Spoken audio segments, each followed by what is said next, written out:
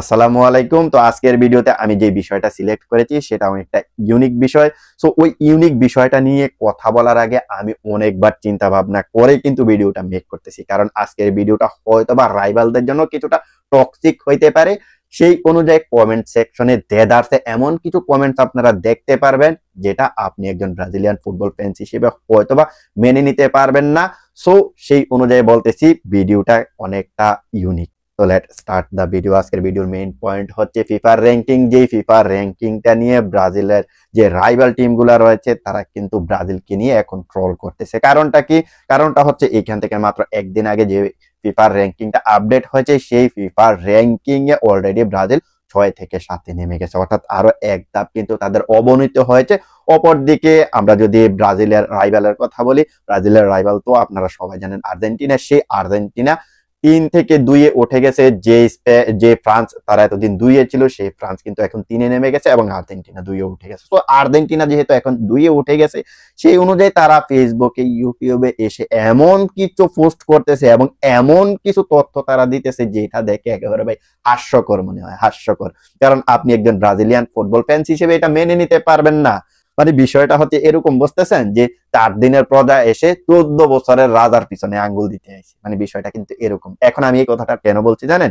এই কথাটা কেন বলছি এটা আপনারা সামনে বুঝতে পারবেন। আমি এমন কিছু তথ্য এখন আপনাদেরকে দিব যে তথ্যগুলা দেখার পরে আপনাদের কিন্তু অপোনেন্ট মানে রাইভালদেরকে নিয়ে হাসি আসবে। সো এখন আমরা বেসিক্যালি মেইন পয়েন্টের দিকে আসি। দেখুন, এখান থেকে মাত্র একদিন 2 দিন আগে কিন্তু ফিফার র্যাঙ্কিংটা আপডেট হয়েছে, যেখানে ব্রাজিল 7 নম্বরে এবং আর্জেন্টিনা বেসিক্যালি 2 নম্বরে আছে। 2 নম্বরে থাকার পরে এখন তারা ব্রাজিলকে নিয়ে মজা নিতেছে যে ব্রাজিল ফিফার র্যাঙ্কিং এ 6 থেকে 7 নেমে গেছে, যেটা এখন ব্রাজিলের অবনতি। কিংবা ব্রাজিল তারা এমন ভাবে কমেন্টস করতেছে যে ব্রাজিল আসলে বেসিক্যালি সামনের দিকে আর ফিফার র্যাঙ্কিং এ উন্নতি করতে পারবে না। মানে তারা ফিফার র্যাঙ্কিং এ 2 নম্বরে থেকে এমন কিছু কথাবার্তা বলতেছে যেটা ব্রাজিলিয়ান ফুটবল ফ্যান্স হিসেবে হয়তো আপনার গায়ে লেগে যাবে।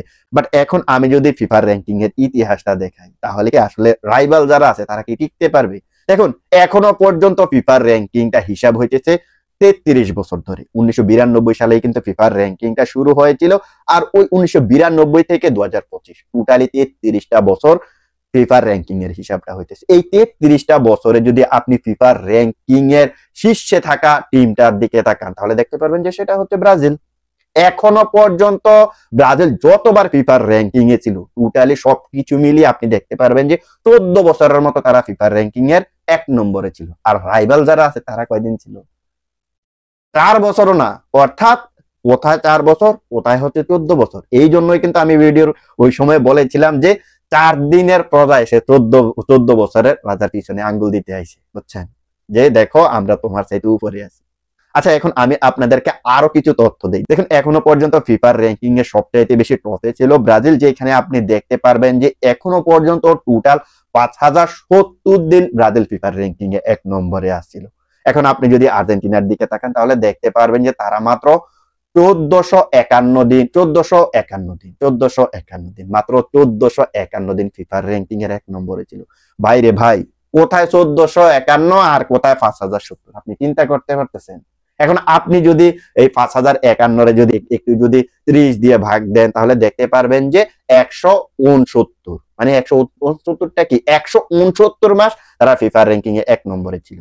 এখন আপনি যদি আর্জেন্টিনাটা হিসাব করতে যান তাহলে 1451 রে যদি আপনি 30 দিয়ে ভাগ দেন তাহলে সম্ভবত দেখতে পারবেন না 47 না 48, সম্ভবত 47 মাস তারা ফিফার র্যাঙ্কিং এর 1 নম্বরে ছিল। ভাই, কোথায় 169 আর কোথায় 47? ভাই আপনারাই বলেন যে এটা কি কম্পেয়ার করার মতো কোনো জায়গা আছে? এই জায়গাটাতে কোনো কি জায়গা আছে? কোনো জায়গা নাই। আচ্ছা, এখন আমরা আরো একটা ইতিহাসের দিকে আসি, যে ইতিহাসটা থেকে আপনি বুঝতে পারবেন ব্রাজিল একটানা কত বছর ফিফার র্যাঙ্কিং এ 1 নম্বর ছিল। ব্রাজিল 1994 থেকে 2001 পর্যন্ত ফিফার র্যাঙ্কিং এর 1 নম্বরে ছিল। আপনি যদি টাইমটা হিসাব করেন, মাসটা হিসাব করেন তাহলে দেখতে পারবেন যে 6 বছর 10 মাস তারা ফিফার র্যাঙ্কিং এর 1 নম্বরে ছিল, যে রেকর্ডটা এখনো পর্যন্ত কেউ ভাঙতে পারে নাই। এরপরে যে রেকর্ডটা না সেটা হচ্ছে ব্রাজিলের। আপনি দেখতে পারবেন যে এর পরবর্তী রেকর্ডে ব্রাজিল 2002 থেকে 2007 এই 5 বছর ব্রাজিল ফিফা র্যাঙ্কিং এর 1 নম্বরে ছিল। অর্থাৎ ব্রাজিলের ওই এই 6 বছর 6.5 বছর বাদ দিয়ে যদি আপনি এইটাও ধরেন যে 5 বছর ছিল ব্রাজিল, এই রেকর্ডটাও ব্রাজিলের কেউ ভাঙতে পারে নাই। 1994 থেকে 2001 টানা 2491 দিন ব্রাজিল ফিফার র্যাঙ্কিং এর 1 নম্বরে ছিল, যেটা ইতিহাসের সর্বোচ্চ। দ্বিতীয় যে রেকর্ডটা সেটা হচ্ছে ব্রাজিলের, দ্বিতীয় যে রেকর্ডটা ব্রাজিলের সেটা হচ্ছে 1659 দিন। এখন আপনি যদি আর্জেন্টিনার দিকে তাকান তাহলে দেখতে পাবেন তারা এখনো পর্যন্ত ওই 1992 থেকে 2025 এখনো পর্যন্ত যতবার ফিফার র্যাঙ্কিং এ উঠেছে, মানে যত দিন ফিফার র্যাঙ্কিং এ ছিল, সেটা ব্রাজিলের ওই যে আপনার দ্বিতীয় যে রেকর্ডটা সেই রেকর্ডের সমান। অর্থাৎ আমরা যে জিনিসটা বুঝতে পারলাম যে আর্জেন্টিনা আপনার একবার, দুইবার, তিনবার, চারবার করে যতবার ফিফা র্যাঙ্কিং এ 1 নম্বরে উঠেছে না, তারা বেশি দিন থাকতে পারে নাই। সেই জায়গায় আমরা ব্রাজিলকে দেখতে পাইতেছি যে আর্জেন্টিনা যতদিন ফিফা র্যাঙ্কিং এ ওই 1 দফে, 2 দফে, 3 দফে উঠে যতবার ফিফা র্যাঙ্কিং এ আপনার উঠে 1451 দিন ছিল, ব্রাজিল একটানাই কিন্তু আপনি দেখতে পারবেন যে 1659 দিন ছিল।